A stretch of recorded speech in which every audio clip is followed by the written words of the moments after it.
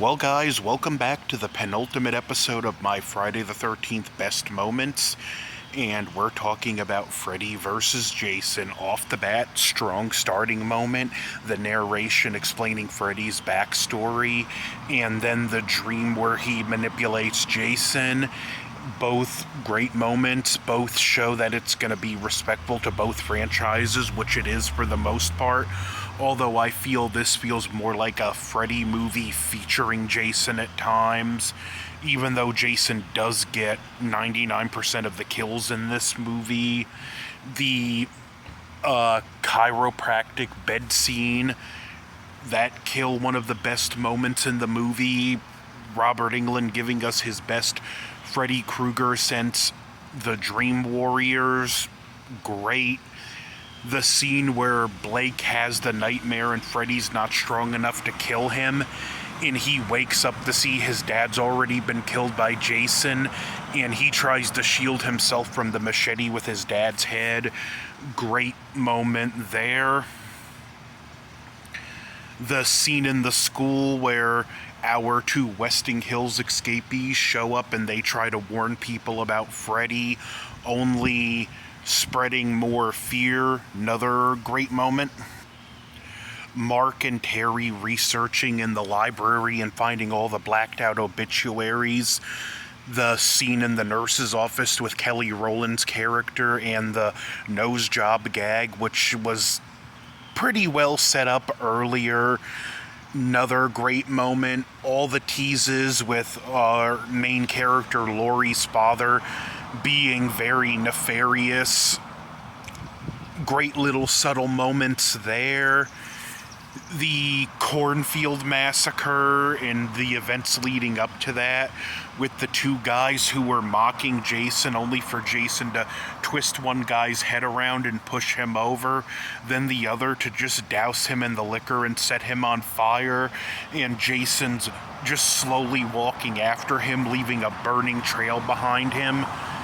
That was absolutely a great moment. Another just little things there. The idiot throwing beer at Jason like that's gonna stop him cutting people down left and right in the cornfield. Before that, we have the moment where Gib has her nightmare, which is one of Freddy's stronger nightmare sequences because it's more subtle, only to have his kill stolen at the last second by Jason. Yeah, Freddy screaming that was your kill. You certainly predicted the future of online gaming right there. Another great moment was the officer who's unaware of the cover-up and gets threatened to be sent to Westing Hills.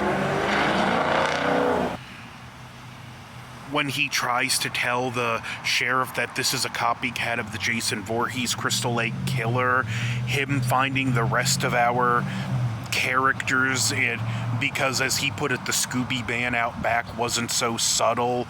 The nightmare sequence that happens after that, them getting to Westing Hills where we have a stupid security guard seeing something pound on a reinforced door with enough force to rattle it.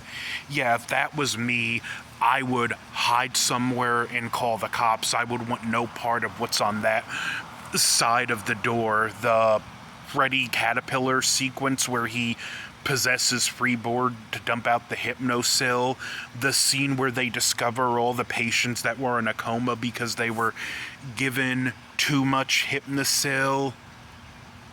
What's not a great moment, but I don't fault the actor or just great about the film, is the way they told Ken Kersinger to play Jason and play it like Frankenstein. While I put no blame on Ken Kersinger's shoulders, he did a great job portraying the character the way they wanted him to portray it.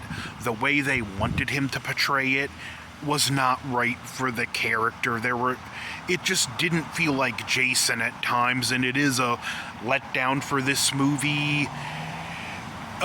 Freddy putting Jason to sleep with the tranquilizer, then we get the nightmare encounter, Jason cutting Freddy's arms off for him to grow them back, Freddy just using his dream powers on Jason, batting him around with the pinball sound effects before dropping the boiler on him and getting the "why won't you die" line.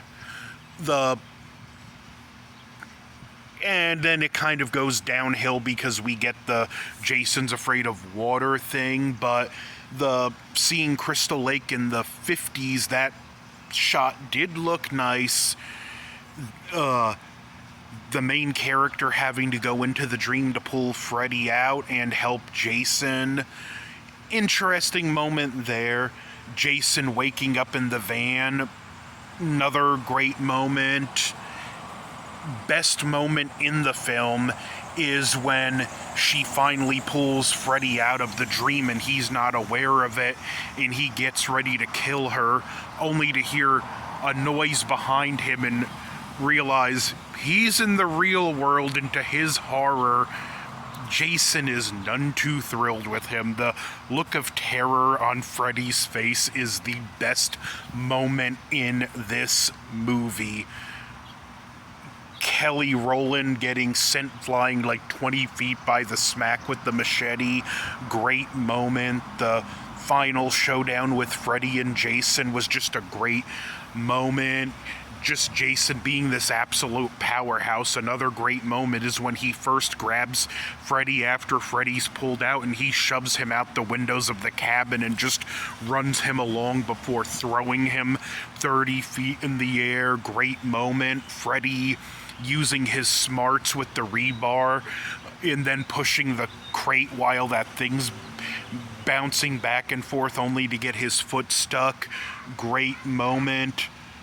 Jason impaling Freddy with his hand with the cut off fingers, then Freddy stabbing Jason with the machete for Jason to rip his arm off before the deck they set on fire and the propane goes and there's the explosion and they both go flying into the water.